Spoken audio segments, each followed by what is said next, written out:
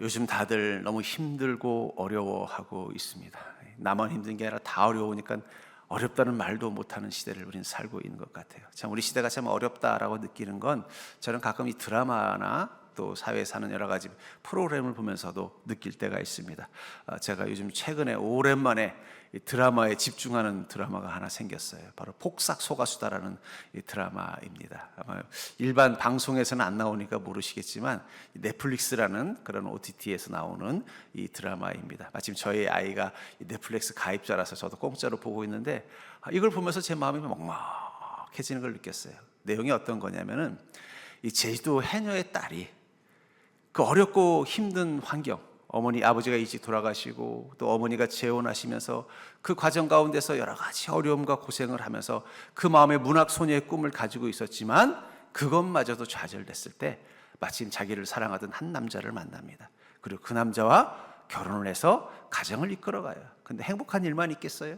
별의별 우여곡절이 많고 고생하고 또 그곳에서도 사랑하는 셋째 아이를 잃는 아픔도 겪고 그러면서 또 그 자녀들을 잘 키워나가면서 어느덧 세월이 지나 남편도 이제 병들어 죽고 자기 혼자만 남아서 이제는 그래도 자녀들이 잘 자라서 자기 인생 살아가고 자기도 이제는 그 고생하던 시절을 잘 마무리하면서 어릴 때 꿈이었던 그 문학소녀의 꿈을 이루기 위해서 시집을 냅니다. 근데 그 시집 제목이 뭐냐? 폭삭소가수다예요. 이 폭삭소가수다라는 말이 무슨 말이냐면 너 속았지라는 뜻이 아니라 수고 많았다라는 거예요. 그녀에게는 그 거친 해녀의 딸로 태어난 그 가난하고 힘든 고생길이 많았던 그 시간들, 그 시간 속에서 스스로에게 뭐라고 말하냐면 너 참 고생 많았다. 근데 그 고생 많았다는 말이 힘들다는 말도 되겠지만 그렇게 살면서도 잘 살아와서 기쁘다는 의미도 들어있어요. 제가 그 드라마에 집중할 수 있었던 이유 중에 하나는 바로 우리와 우리 부모의 세대들이 겪었던 그 아픔, 그 아픔의 핵심이 뭔가를 보았더니 가족과 사람이더라고요. 여러분들 가난해지면 돈이 없는 게 힘든 게 아니에요. 돈이 없기 때문에 가족들의 삶에 짐이 되는 게 힘든 거예요. 그 가난 속에서 엄마가 아버지가 일찍 돌아가셔서 물질을 해서 어린 딸을 돌봐야 되는데 그것도 쉽지 않은 거예요. 그러다 보니까 그 속에서 어려움 겪다가 엄마도 일찍 돌아가시고 자기는 문학소녀의 꿈을 가지고 대학을 진학하려고 공부도 얼마나 잘했는지 몰라요. 하지만 현실이, 그 가난이라는 현실이 그 모든 걸 다 쳤고 그리고 마지막에는 그래도 사랑하는 남자를 택해서 결혼 생활하지만 그 결혼 생활도 녹록치 않은 거예요. 가난 속에서 가정을 일꾼다는 거 쉽지 않으니까 본인이 그 수줍음 많던 소녀가 물건팔로 자판에 가서 뻔뻔하게 사람들에게 때로는 바가지도 씌우고 깎기도 하고 싸우기도 하면서 자기 가정을 지켜내려고 애를 쓰고 남편도 그 가정을 지키려고 손이 잘리는 부상 위험을 감수하고도 고기를 잡으러 나가면서 그렇게 자녀를 키워나가는 그 모든 것을 보면서 어쩌면 모든 인간들에게 가장 무거운 자기 십자가는 뭘까? 그건 사람인 것 같아요. 나에게 의미 있는 사람, 가족이라는 사람, 친구일 수도 있고 동료일 수도 있고 교우일 수도 있고 이웃일 수도 있습니다. 그들이 우리의 십자가인 경우가 많아요. 그 십자가만 없어도 어떻게 돼요? 마치 내가 자유롭고 행복할 것 같은 거예요. 여러분 직장인들이 퇴직하는 가장 큰 이유는요, 월급이 작아서가 아니래요. 일이 고돼서가 아니래요. 거기서 함께 일하는 동료들이 너무 힘든 거예요. 그게 힘들어서 퇴직하는 이유가 제일 높다 그래요. 여러분들이 가정생활하면서 제일 힘든 건 뭐예요? 빨래하고 청소하는 게 힘든 게 아니라 가족들이 우리에게 무거운 짐이 된 게 느껴질 거라는 것입니다. 그래서 그럴까요? 요즘 유튜브를 보면요, 이 처세술에 관한 프로그램들 보면 이 인간관계의 처세술을 이렇게 말하더라고요. 외로움을 두려워하지 말아라. 그 얘기는 뭐예요? 그냥 다 끊고 혼자 살라는 얘기.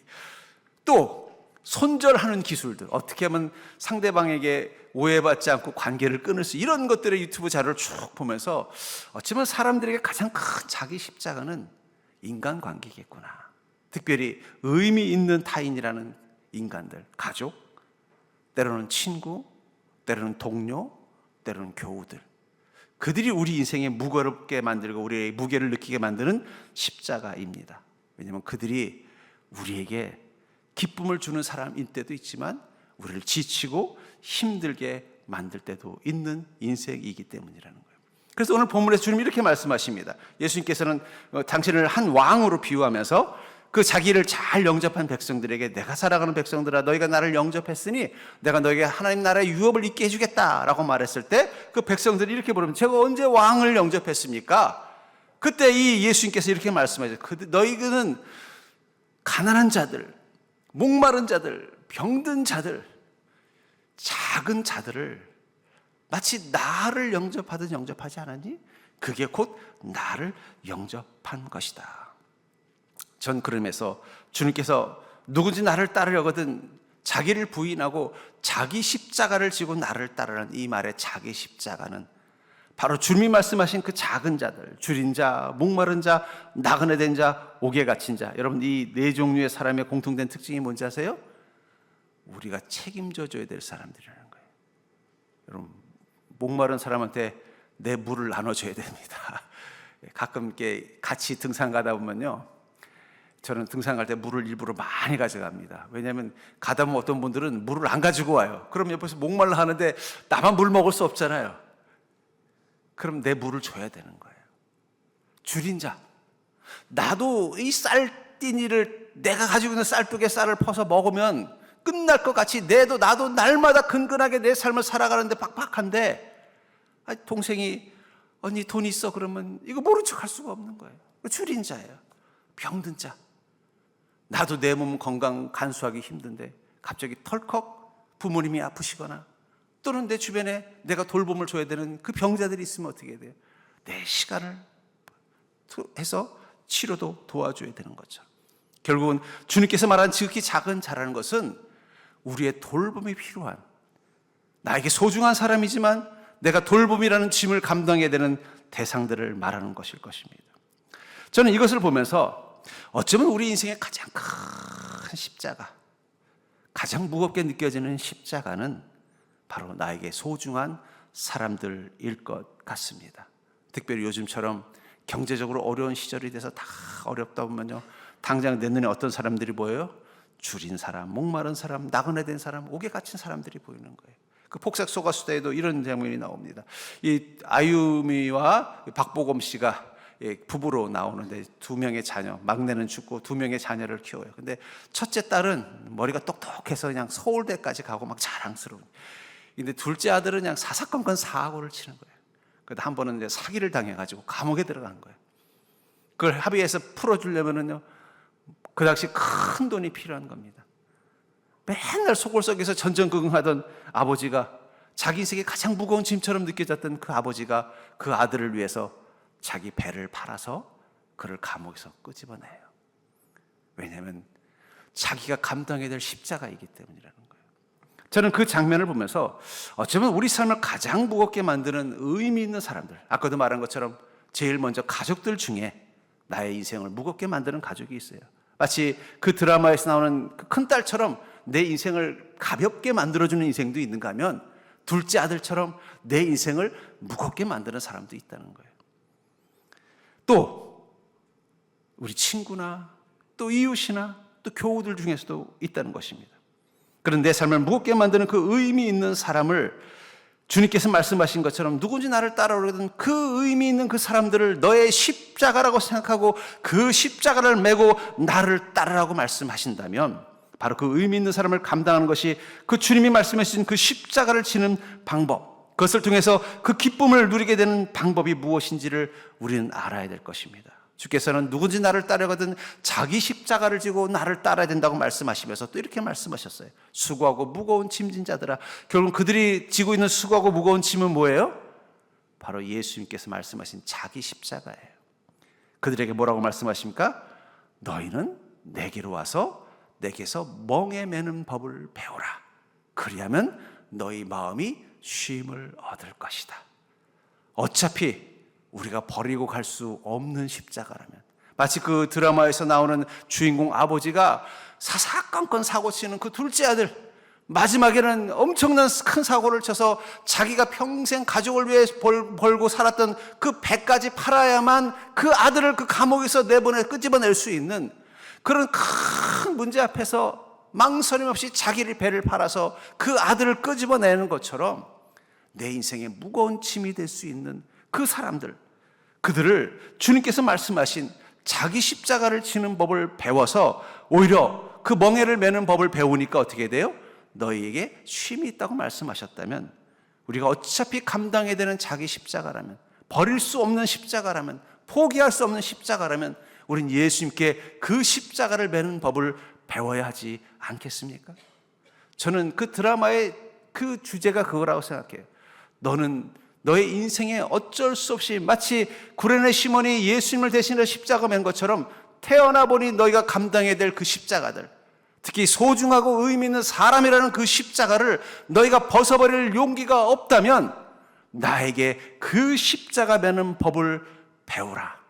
그게 바로 누구든지 나를 따르려거든 자기를 부인하고 자기 십자가를 지고 나를 따르라는 말씀 속에 들어있다고 생각합니다. 그렇다면 사랑하는 성도님들, 어떻게 여러분들에게 소중한 그 사람들, 그들 중에는 아까도 말한 것처럼 그 드라마에 나오는 이 첫째 딸처럼 여러분들의 마음을 신나고 자유롭고 기쁘게 하는 사람도 있지만, 여러분들의 마음을 무겁게 만드는 그 무거운 십자가 같은 그 사람들을 어떻게 하고 계세요? 옆 사람 보고 있을까요? 버릴 용기가 없으면 예수님께 메고 가는 법이라도 배웁시다. 그 속 썩이는 둘째 아들, 아버지에게는 버릴 용기는 없는 거예요. 말로는 인연 끊자라고 말하지만 어떻게 돼요? 자기한테 가장 소중한 배를 팔아서 그 아들이 지은 빚을 갚아줄 수밖에 없는 것처럼, 버릴 수 없다면, 버릴 용기가 없다면 우린 예수님을 통해서 차라리 그 십자가를 매는 법을 배워야 내게서 멍에를 메운 자는 쉼을 얻으리라. 그 십자가의 무게가 아니라 그 십자가가 기쁨으로 바뀌는 은혜를 누리게 될 줄 믿습니다. 분명 우리에게는 다 그 무거운 십자가처럼 느껴지는 사람들이 있다는 거예요. 그렇다면 주님께서는 어떻게 그 무거운 십자가를 매도록 우리에게 지혜를 주셨는가? 저는 그것을 통해서 여러분들이 버릴 수 없다면 그것을 가볍게 쉼을 얻을 수 있게 맬 수 있는 주님의 지혜를 가진 자가 될 수 있기를 주의 이름으로 축복합니다. 먼저 사랑하지 말고 계명을 지키십시오. 왜 우리의 십자가가 무거울까요? 사랑하려고 하니까 무거운 거예요. 여러분, 사랑해서는 안 될 사람을 사랑하면 그게 뭐가 돼요? 죄가 되는 거예요. 아니, 정말 나한테 너무 힘든 사람이에요. 그렇다고 버릴 수도 없어요. 가족이니까. 그렇다고 못 보고 살 수도 없어요. 교우니까. 그때 우리는 사랑할 게 아니라 차라리 계명을 지키십시오. 37절에 보니까 이에 의인들이 대답하여 이르되 주여 우리가 어느 때에 주께서 줄이신 것을 보고 음식을 대접하였으며 목마르신 것을 보고 마시게 하였나이까. 여러분, 우리 그리스도인들은 의인들입니다. 근데 의인들의 관심은 어디 있을까요? 아까도 말한 것처럼 이 비유를 이렇게 말씀하신 거예요. 한 왕이 백성들을 불러서, 야, 너희들이 나한테 너무 소중하다. 내가 너희들에게는 나의 나라를 유업으로 물려줄 거야. 너희들이 나를 영접해줘서 내가 너무 기뻤다 했더니 뭐라고 말한 거야? 주님, 제가 언제 주님께서 줄이신 것을 보고 음식을 대접했으며 목마르신 것을 보고 마시게 했습니까?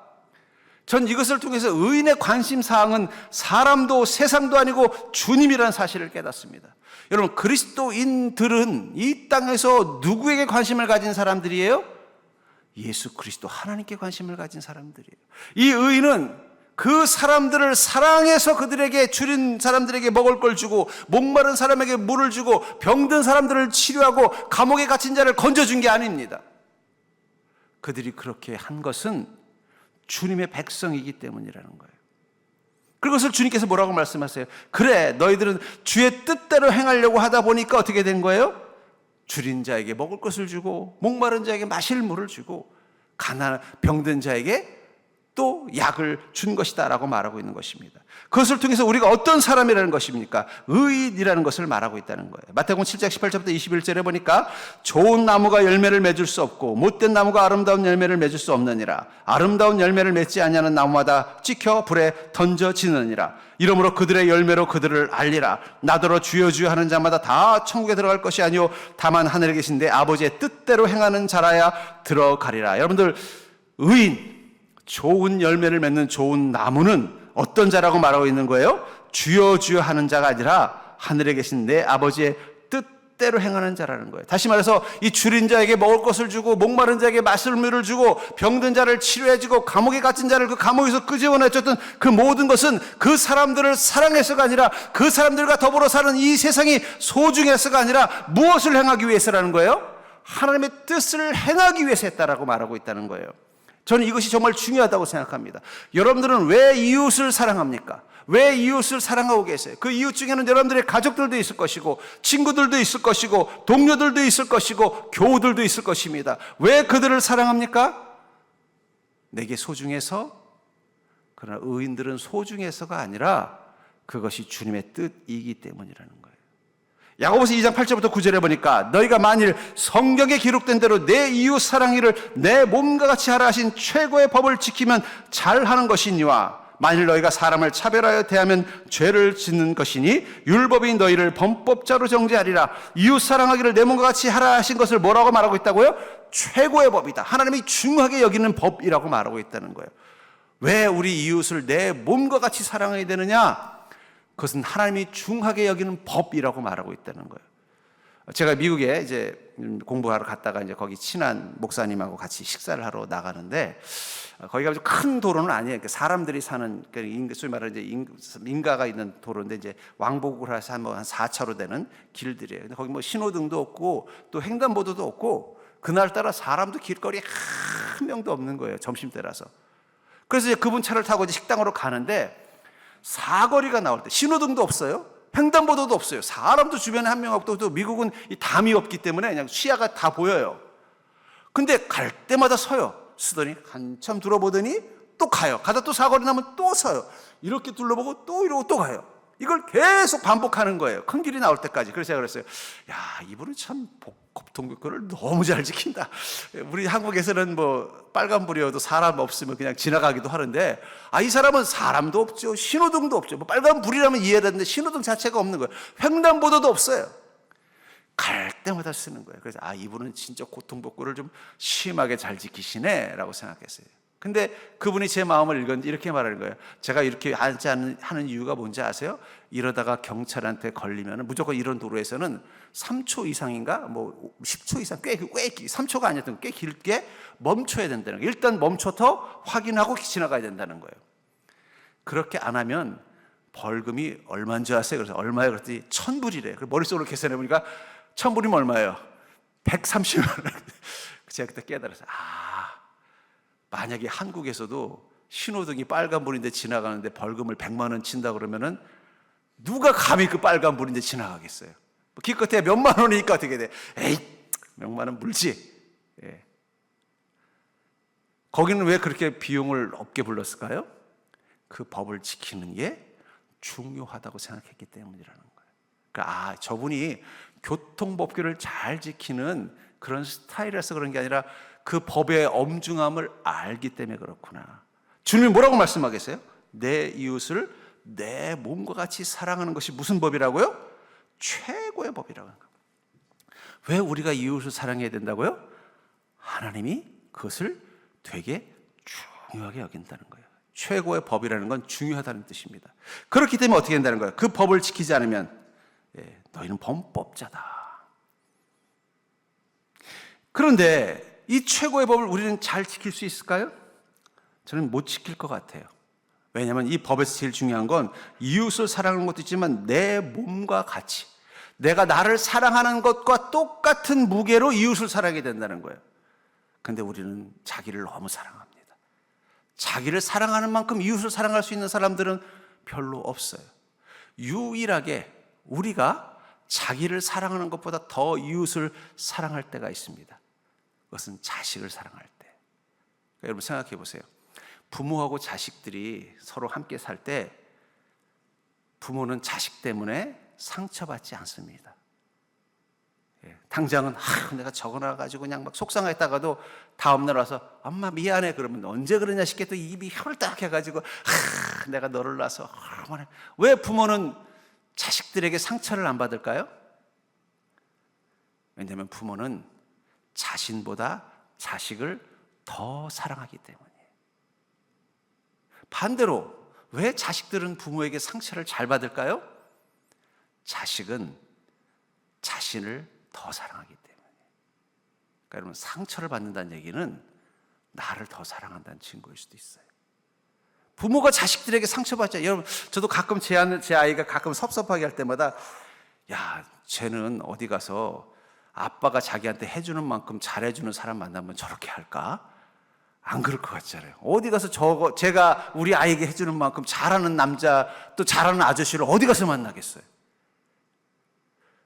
만약에 그런 사람을 만났으면 어떻게 됐겠어요? 엄마가 자기한테 해주는 만큼, 아빠가 자기한테 해주는 만큼 잘해주는 사람을 여러분들 만나면 어떻게 했어요? 평생 은인으로 모시고 살지 않겠냐는 거예요. 근데도 그건 당연하고, 뭐 조금 하나 자기 마음대로 안 되면 어떻게 돼요? 나 아빠한테 상처받았다고. 그것도 뭐 한 10년, 20년 전에 해먹은 상처 얘기하면은요, 나는 기억도 나지 않는 상처받았던 얘기를 할 때마다, 그럼 내가 뭘 잘못했나? 또 죄책감을 갖는 게 부모잖아요. 왜 그렇습니까? 부모는 자식을 자신보다 더 사랑하는 자이기 때문이라는 거예요. 그러니까 여러분, 우리는 내 몸과 같이 이웃을 사랑할 수 없습니다. 내 몸보다는 조금 더 사랑할 수 없기 때문에 조금 덜 사랑하는 거예요. 그러면 그때부터 뭐가 생기는 거라고요? 상처가 생기는 거예요. 실망이 생기는 거예요. 그러니까 많은 사람들에게 인간관계에서 상처받고 실망하는 사람들, 물론 그 사람이 아주 이상한 사람일 때도 있지만, 많은 경우는 뭐냐면 그 사람보다 나를 더 사랑하기 때문에 상처받는 거예요. 전 그런 의미에서 우리가 내 이웃을 내 몸과 같이 사랑하는 이 계명을 완벽하게 지킬 수 있는 사람은 없는 것 같습니다. 그렇다면 어떻게 되겠어요? 사랑하는 게 아니라 계명을 지키는 마음을 가지고 다가가는 게 필요하다는 거예요. 왜 우리가 사람들을 사랑하려고 하다가 힘들어지느냐? 사랑하려고 하니까 힘든 거예요. 거기 보면은 참 그런 인상적인 장면이 있어요. 뭐냐면 이제 그 여자 주인공을 한때는 좀 짝사랑했던 남자가 있습니다. 그 남자는 이제 다른 여자랑 결혼을 했어요. 근데 그 사람은 좀 약간 폭력적이고 되게 좀 어떤 가정에서도 좀 폭군이에요. 근데 그의 아내는 늘 그런 남편의 그 학대 속에서 그냥 묵묵히 참고 살다가 이제 좀 나이도 먹고 늙고 또 자기도 조금 이제 독립할 능력이 생기니까 갑자기 이혼을 선언합니다. 그랬더니 그 남자 주인공이 그 남편이 그러는 거예요. 아니 왜 이제 와서 이혼하려고 그래? 지금까지는 잘 살아왔잖아. 그랬더니 하는 말이 멋져요. 내가 당신을 사랑했으면 지금까지 못 버텼을 거야. 난 당신을 사랑하지 않았기 때문에 지금까지 견딜 수 있었던 거야. 제가 그 문장을 탁 들으면서 아이고, 하나님께서 참 설교 말씀 진리를 전해주시는구나. 여러분들, 사랑한다고 그 사람을 사랑하면은요, 나 자신만큼 사랑하지 않으면 그 사랑은 우리에게 기쁨을 줄 수 없습니다. 나 자신 이상으로 사랑해야만 그 사랑은 우리에게 기쁨을 주는 거예요. 근데 안타깝게도 인간들은요, 자기 자신보다 더 사랑할 수 있는 사람들이 별로 없습니다. 그렇기 때문에 우리는 사람을 사랑할 때마다 어떤 마음이 들어요? 아유 힘들어, 아유 힘들어 그러는 거예요. 왜냐하면 나를 더 사랑하기 때문에. 희생하고 있는 나, 물을 먹여주는 나, 밥을 챙겨주는 나, 병을 치료해주는 나, 감옥에서 끄집어내기 위해서 배를 파는 나, 그 나를 더 사랑하기 때문에 어떻게 되는 거예요? 힘들다고 말하는 거예요. 짐이라고 생각한다는 거예요. 그렇기 때문에 여러분들, 우리는 사랑할 수 없습니다. 그러니 사랑하지 마시고 하나님의 최고의 법이라는 두려움을 가지고 그 말씀 앞에 순종하는 마음으로 다가가기를 주의 이름으로 축원합니다.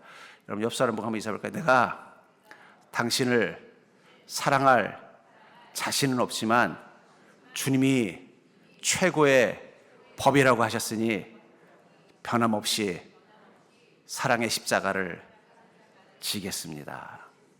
저는 그게 정답이라고 생각해요. 아니, 난 그래도 끝까지 사랑하겠다 하면 여러분들 자신보다 더 사랑하셔야 그 사랑이 짐이 안 되는 거예요. 그 사람이 집이 되지 않으려면 나보다 더 사랑해야 집이 안 되는 거예요. 부모에게 자식이 짐이 아닌 이유는 나보다 똑똑하고 잘나서가 아니라 나 자신보다 자식을 더 사랑하기 때문에 짐이 안 되는 것입니다. 그러나 그럴 용기가 없다면 차라리 사랑하지 마시고 주님의 계명을 지키는 마음으로 감당해 보십시오. 그러면 그 순간 그 십자가는 어떻게 돼요? 무겁기만 한 것이 아니라 바로 나에게 주신 주님의 명령이라는 그 사실이 주는 그 마음이 오히려 그 사랑이 실패했을 때 주는 낙심과 절망감으로부터 우리를 자유롭게 할 줄 믿습니다. 두 번째로 우리 삶을 무겁게 만드는 의미 있는 사랑을 감당하는 것이 기쁨이 되는 법은 바로 우리가 그 사람이라는 십자가를 지고 가는 것을 주님을 배워가는 시간으로 삼자는 것입니다. 40절에 보니까 임금이 대답하여 이르되 내가 진실로 너에게 이르노니 너희가 여기 내 형제 중에 지극히 작은 자 하나에게 한 것이 곧 내게 한 것이니라. 우리 형제 중에 지극히 작은 자에게 한 것이 내게 한 것이다 라고 주님 말씀하고 있다는 거예요. 그럼 왜 주님은 이 지극히 작은 자라고 말했을까요? 주님의 마음이 그들에게 있기 때문이에요. 그들을 누구라고 부르고 있어요? 지극히 작은 자, 내 형제라고 말하고 있는 거예요. 우리가 감당해야 되는 그 무거운 십자가와 같았던 그 사람들, 줄인 자, 목마른 자, 병든 자, 옥에 갇힌 자처럼 내 삶에 책임져야 되고 내 인생을 희생해야만 돌봐줄 수 있는 그 사람들을 주님은 내 형제라고 말씀하고 있다는 것입니다. 그리고는 빌립보서 2장 4절부터 8절에 이렇게 말합니다. 각각 자기 일을 돌볼 뿐더러 또한 각각 다른 사람들의 일을 돌보아 나의 기쁨을 충만하게 하라. 너희 안에 이 마음을 품으라. 곧 그리스도 예수의 마음이니 그는 근본 하나님의 본체시나 하나님과 동등됨을 취할 것으로 여기지 아니하시고 오히려 자기를 비워 종의 형체를 가지사 사람들과 같이 되셨고 사람의 모형으로 나타나사 자기를 낮추시고 죽기까지 복종하셨으니 곧 십자가에 죽으심이라. 주님께서는 우리에게 뭐라고 말씀하세요? 이 마음을 품으라는 거예요. 그 말은 뭐예요? 우리가 주님의 마음을 배우라는 것입니다. 우리가 믿음의 삶을 살아가는 이 시간은 주님의 마음을 배우는 시간입니다. 왜 주님께서는 우리가 예수 그리스도를 구주로 영접한 그 시간 바로 하늘로 데려가지 않고 이 땅에서 믿음의 삶을 살게 하셨을까요? 그냥 예수 믿고서 합격 하면 바로 하나님 우리를 들어서 저 천국으로 보내주셨으면 우리 믿음이 흔들릴 일도 없고 예수 만났더니 인생에 뭐 달라진 것도 없네 이런 소리도 안 할 거 아니에요. 예수님 만났어도 여전히 내 인생의 십자가의 짐을 지고 가야 되는데, 그런 우리에게 뭐라고 말씀하시는 거예요? 너희는 나의 마음을 배우라는 거예요. 너는 너의 멍에를 메고 내게 배우라. 그 주님께 배우는 것은 무엇일까요? 그 멍에를 맬 때 주님의 마음을 배워야 된다는 거예요. 주님의 마음을 배운다는 건 뭘 말할 거예요? 4절에 보니까 각각 자기 일을 돌볼 뿐더러 또한 각각 다른 사람들의 일을 돌봐 나의 기쁨을 충만하게. 다른 사람의 일을 돌보는 걸 뭐라고 말하고 있어요? 주님의 기쁨을 충만하게 한다는 것입니다. 주님이 무엇을 기뻐하신다는 거예요? 지극히 작은 자, 우리에게 십자가의 무게로 느껴지는 그들을 사랑하고 돌보고 책임지는 것을 주님은 기쁨이라고 말씀하고 있다는 것입니다. 여러분, 수학 선생님은 어떤 학생을 제일 이뻐할까요? 당연히 수학 잘하는 학생을 제일 이뻐할 겁니다. 그렇죠? 수학 선생님이 영어 잘하는 학생을 이뻐하겠어요? 수학 잘하는 학생을 이뻐하겠어요? 당연히 그놈 좀 내가 하나 가르쳐주면 열을 안 해? 뭐 수학 잘하는 학생이 이뻐하게 돼 있는 거예요. 체육 선생님은 어떤 학생을 이뻐할까요? 공 잘 차고 달리기 잘하는 학생이 이뻐하는 것입니다. 예수님은 어떤 사람을 이뻐할까요? 주님의 마음이 되어서 주님의 기쁨이 될 수 있는 법을 아는 사람들, 그게 바로 주님의 마음을 품는 것입니다. 그 마음을 품고 어떻게 한다는 거예요? 다른 사람들을 돌볼 수 있는, 사람들을 자기 십자가를 통해 감당할 수 있는 그런 마음으로 나아가는 사람이라는 것입니다. 주님 눈에 지극히 작은 자는 어떤 자예요?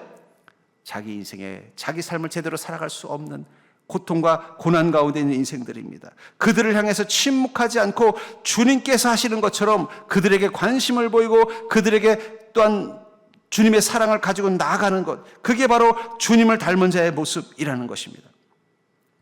이 아까도 말한 그 폭삭 소가수다에 나오는 그 여자 주인공 이야기를 이렇게 한마디로 정리하면 그런 것 같아요.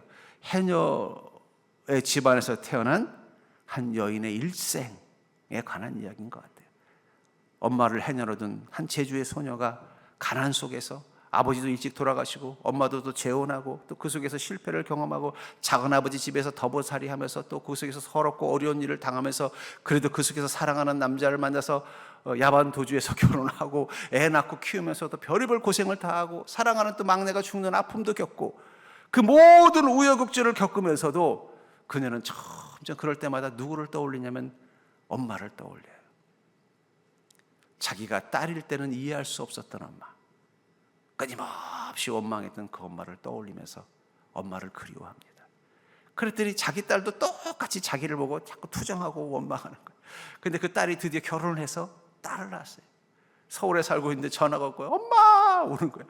뭔가 봤더니 이 딸이 말을 안 들어가지고 그냥 힘들어서 그러는 거예요. 가서 그 딸이 그 어린 딸의 고집을 받아주면서 쩔쩔매고 있는 걸 보면서 피식 웃으면서 그럽니다. 야, 내가 너 날 힘들게 할 때 속으로 너 같은 딸 낳아라 그랬더니 하나님이 그 소원을 들어주셨나 보다. 그리고는 그 딸이 어떻게 돼요? 자기 딸을 키우면서 엄마의 마음을 알아가는 거예요. 엄마가 되어가는 것입니다. 여러분들, 우리가 믿음을 가지고 살면서 자기 십자가를, 주님께서 지고 가셨던 그 십자가를 지는 마음으로 자기 십자가를 지고 가면 우린 주님의 마음을 알아가기 시작합니다. 그것을 에베소 4장 13절에 이렇게 말합니다. 우리가 다 하나님의 아들을 믿는 것과 아는 일에 하나가 되어 온전한 사람을 이루어 그리스도의 장성한 분량이 충만한 데까지 이르리니. 너무 어려운 말이잖아요. 이 말이 공동 번역은 이렇게 번역하고 있어요. 마침내 우리 모두가 하나님의 아들임에 대한 믿음과 지식에 있어서 하나가 되어 성숙한 인간으로서 그리스도의 완전성에 도달하게 되는 것입니다. 아까도 말했잖아요. 수학 선생님이 제일 이뻐하는 학생은 수학 잘하는 학생이고, 체육 선생님이 제일 이뻐하는 학생은 운동 잘하는 학생이라면, 예수님이 가장 이뻐하는 제자는 어떤 제자일까요? 바로 그리스도의 완전성에 도달하는 성숙한 인간. 그 성숙한 인간의 가장 기준이 뭐라는 거예요? 예수 그리스도처럼 자기 십자가를 질 줄 아는 사람들, 그 무게를 감당할 수 있는 사람들, 그 무게 속에서 부활을 준비할 수 있는 인생. 주님은 그것을 위해서 오늘도 믿음으로 살아가도록 하는 것입니다. 저를 따라해볼까요? 믿음으로 산다는 건 자기 십자가를 지는 법을 배우는 것이다. 저는 그렇게 정의내리고 싶어요. 우리가 믿음으로 산다는 게 뭐예요? 주님 믿으니까, 주님 말씀 믿으니까, 주님을 아니까 더욱더 내 인생을 주님께서 십자가 지신 것처럼 자기 십자가를 지면서 갈 수 있고, 주님처럼 생각하고 주님처럼 말하면서 주님의 마음을 알아가는 것입니다. 철없는 딸이 자기도 누군가의 엄마가 되는 순간 엄마의 마음이 이해가 되니까 엄마 그때 나 어떻게 키웠어라는 말이 나올 수 있는 것처럼, 나도 주님의 마음을 이해하니까 주님은 어떻게 그 십자가를 감당하셨어요 고백할 수 있는 자가 되는 것. 그럼 주님이 뭐라고 말씀하실까요? 그 고백을 하는데 엄마의 눈빛이 뭐냐면, 아유 너도 이제 다 컸구나. 주님도 그럴 거야. 너도 이제 다 컸구나. 성숙한 인간이 되었구나. 주님 어떻게 그 십자가를 지셨어요? 라고 말할 수 있을 때, 그때가 바로 우리가 성숙한 인간, 주님이 기대하시는, 주님을 기쁘시게 하는 제자가 되는 것입니다. 그것을 위해서 우리는 날마다 믿음으로 자기 십자가를 지고 가는 거예요. 특별히 사람이라는 그 십자가를 질 때마다 우리는 주님의 그 작은 자를 향하신 그 마음을 깨닫게 되니까 어떻게 돼요? 주님도 이 마음으로 사람들을 사랑하셨고, 사람들을 용서하셨고, 사람들을 책임지셨구나. 나도 나의 이 작은 십자가, 주님은 모든 인류라는 큰 십자가를 지었지만 나는 내게 소중한 사람이라는 이 작은 십자가, 이제는 주님처럼 원망 없이 다리가 꺾일 것처럼 힘들더라도 포기하지 않고 끝까지 지고 가면서 이렇게 말해야지. 주님 어떻게 그 십자가를 감당하셨어요? 저는 이 작은 십자가도 이렇게 힘들어하는데 주님은 어떻게 그 십자가를 감당하셨어요? 그것을 깨닫는 것, 그게 바로 주님을 배우는 것입니다. 전 여러분들의 십자가를 통해서 주님을 알아가고 주님을 깨닫고 주님의 마음에 닿는 인생이 될 수 있기를 주의 이름으로 간절히 축원합니다. 세 번째, 우리 삶을 무겁게 만드는 그 의미 있는 사람을 감당하는 것이 기쁨이 되는 방법은 바로 자기 십자가를 지고 가는 것이 천국의 씨앗으로 삼는 것입니다. 여러분, 우리가 자기 십자가를 지는 순간 우리 안에 천국의 씨앗이 심겨지는 것입니다. 마태복음 25장 34절에 보니까 그때 임금이 그 오른편에 있는 자들에게 이르되 내 아버지께 복받을 자들이여 나와 창세로부터 너희를 위하여 예비된 나라를 상속받으라. 그 임금이 자신을 영접했던 그 귀한 의인들에게 뭐라고 말해요? 내 아버지께 복받을 자들이여 너희를 위하여 예비된 나라를 상속받으라. 우리가 예수 그리스도와 함께 자기 십자가를 지는 믿음으로 나아갈 때 주님은 우리를 복 있는 자라고 말씀하십니다. 그러면서 뭐라고 말씀하신다는 거예요? 하나님께서 우리에게 주신 하나님의 나라를 상속받는 인생이 된다고 말씀하고 있다는 거예요. 이 상속받다라는 이 단어가 헬라어에서는 단순 과거형을 씁니다. 이 단순 과거형이라는 건 어떤 특징이 있느냐? 과거에 이루어진 일이 지금도 영향을 미칠 때 이 시제를 써요. 현재형은 대부분 어떤 불변하는 진리를 표현할 때 현재형을 쓴다면, 이 단순 과거형은 과거서부터 이루어진 일이 지금도 영향을 미칠 때, 근데 지금 영향을 미치지 않을 때는 이제 과거 완료형을 쓰는 겁니다. 그 말은 뭐예요? 이미 너희가 십자가를 질 때 하나님의 나라가 너희 안에 이미 유업으로 받았다는 뜻이에요. 받을 것이가 아니라, 너 십자가 지느라고 고생 많지? 이 십자가 다 지고 골고다 언덕 올라가면 그 십자가 내가 내려놓게 할게. 그리고 거기서 내가 너에게 하나님의 나라를 줄게라고 말씀하시는 게 아니라, 너 십자가를 지금 지고 가고 있니? 이미 너희 안에 하나님의 나라가 이미 임했다는 것입니다. 누가복음 17장 20절부터 21절에서도 바리새인들이 하나님의 나라가 어느 때 임하나이까 묻거늘 예수께서 대답하여 이르시되 하나님의 나라는 볼 수 있게 임하는 것이 아니요 또 여기 있다 저기 있다고도 못하리니 하나님의 나라는 너희 안에 있느니라. 여기서도 미래형을 쓰고 있지 않습니다. 여러분들, 우리가 예수 그리스도를 따르는 삶을 살기 위해서 자기 십자가를 지고 믿음으로 한 걸음 한 걸음 주님과 동행하는 그 순간, 그 십자가를 통해서 이미 하나님의 나라는 우리 안에 온다라고 말하고 있다는 것입니다. 저는 이것을 그 나무들이 자라는 법을 통해서 알게 돼요. 여러분들, 이 나무는 다리가 없습니다.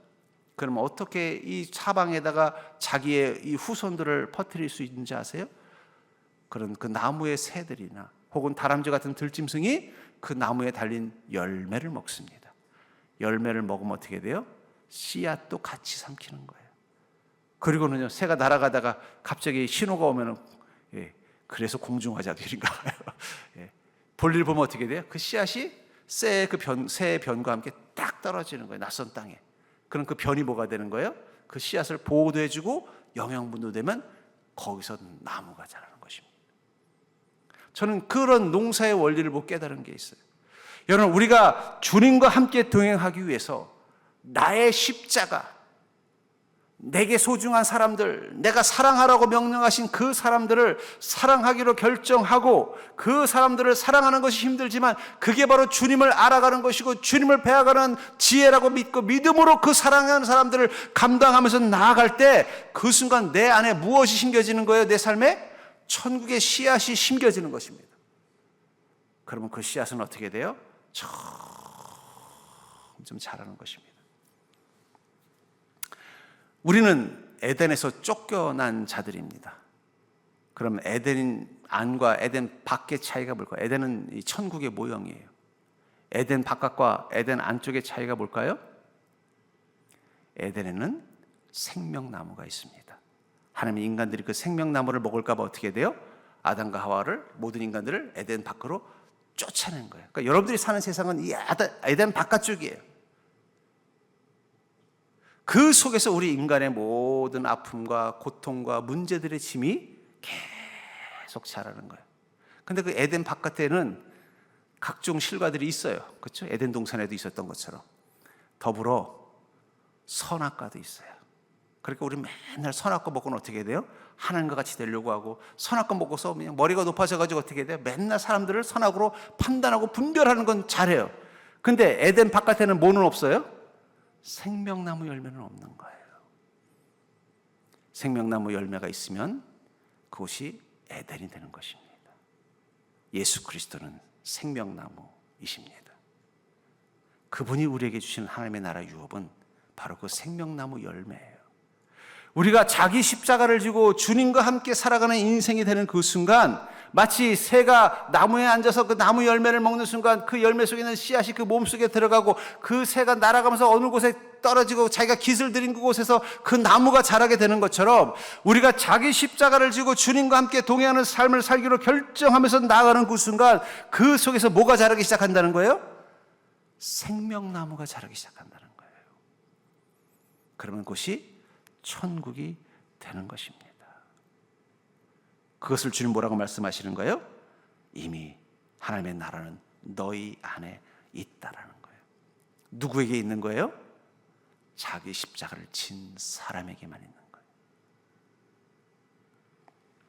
전 그러면서 우리가 주님께서 지라고 말씀하신 그 자기 십자가, 특별히 주님께서 우리에게 섬기고 사랑하고 돌보라고 말하는 그 가난한 또는 그 작은 자와 같은 사람들, 나에게 짐이 되기도 하고 나에게 근심이 되기도 하고 나에게 부담이 되기도 하고 내 인생의 자유를 빼앗기도 하는 그 사람들을 사랑하고 그들을 영접하고 돌보는 마음, 주님을 섬기는 마음으로 다가가겠다는 그 마음을 품고 가는 그 순간 그들과 함께 머무는 땅에는 생명나무 열매, 천국의 열매, 하나님의 나라가 자라기 시작하는 거예요. 그럼 그때부터는 그곳이 뭐가 되는 거예요? 그곳이 천국이 되는 거예요. 우리나라도 옛날에 산이 다 민둥산이었어요. 고속도로 지나가면요, 옆에 보이는 그 천안 쪽에 있는 산들이 다 누랬어요. 근데 지금은 어떻습니까?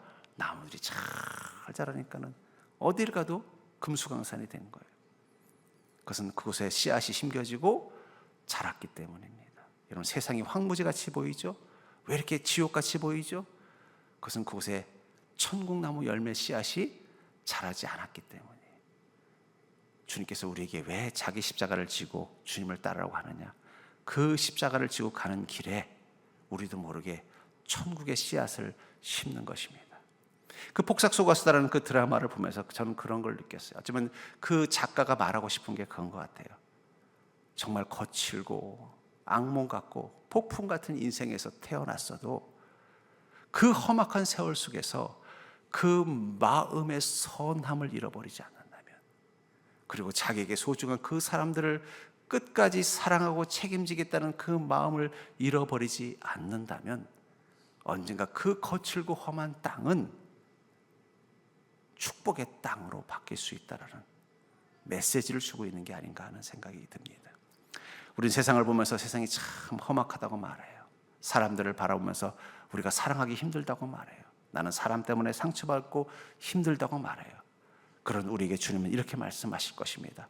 너가 정말 나와 함께 가길 원한다면 지금 다시 그 사람들이라는 자기 십자가를 지고 나를 따라라. 그러면 그 순간 그 십자가 안에서 너의 삶을 바꿔줄 수 있는 천국의 열매들이 자랄 거야.